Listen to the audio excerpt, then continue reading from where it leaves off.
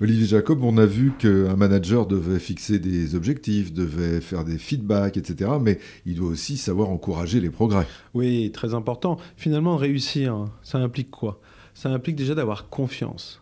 Et la confiance, on ne va pas la créer à travers une avalanche de critiques. De critiques certes qui cherchent à faire progresser, mais enfin de critiques quand même. Elle va fonctionner la confiance quand on est régulièrement félicité. Félicité pour nos réussites, pour ce qu'on fait de bien. Et puis, au-delà de la confiance, finalement, pour atteindre un objectif, quel qu'il soit, bah, on n'atteint pas l'objectif directement. On va franchir des petites marches, petit à petit. Petit à petit, on va s'améliorer. Et à chaque fois qu'on franchit une étape, une petite étape, on a besoin d'encouragement. C'est finalement comme le coureur cycliste.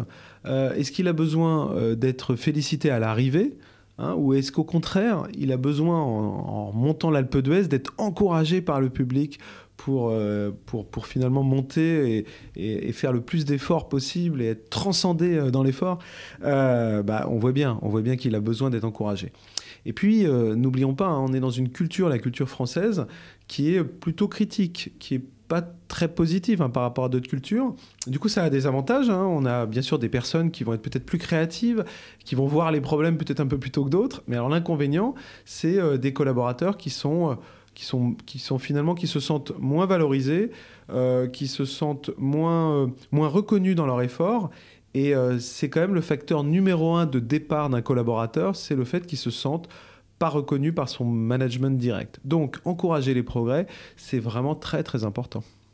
Mais il y a la manière, j'imagine. Enfin, faut pas non plus tomber dans une forme de paternalisme à l'ancienne. Il faut y aller, j'imagine, avec un peu de subtilité. Oui, exactement. Alors, effectivement, dans les bonnes pratiques qu'on intègre dans nos formations, on a une méthode. Et effectivement, les points clés, c'est quoi? C'est de dire, il faut que l'encouragement soit sincère. Il ne faut pas qu'il soit bidon en disant tiens, t'es super et est-ce que tu peux, s'il te plaît, faire telle chose? Non. Il ne faut pas un encouragement manipulateur, il faut un encouragement réel, sincère. Il faut aussi qu'il soit désintéressé sur le moment. C'est-à-dire, il ne faut pas mêler, encore une fois, un encouragement à une demande intéressée. Il faut qu'il soit adapté aux collaborateurs. C'est-à-dire que si on encourage un collaborateur sur quelque chose qu'il trouve tout à fait normal, ça ne sert à rien. Il faut au contraire essayer d'identifier quelque chose qui est une source de fierté chez le collaborateur. Voilà. Donc il faut vraiment avoir des encouragements qui sont adaptés à la situation, adaptés à la tâche, et puis surtout pas manipulateurs, mais vraiment là pour seul objectif de donner du carburant, de l'envie, de l'énergie aux collaborateurs pour qu'ils se sentent bien et qu'il ait envie d'aller plus loin. Est-ce qu'on peut dire que le manager a le droit d'être content des progrès de son équipe? Il a plus que même le droit d'être content, il a le devoir aujourd'hui. Parce que le manager qui est l'éternel insatisfait, quelque part, qui n'aime pas les gens, et c'était un grand auteur qui disait, si vous n'aimez pas les gens, faites pas du management, soyez gardien de phare.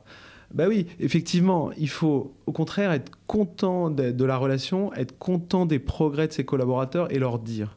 Et là, vous allez vraiment dynamiser et apporter de la valeur à votre équipe.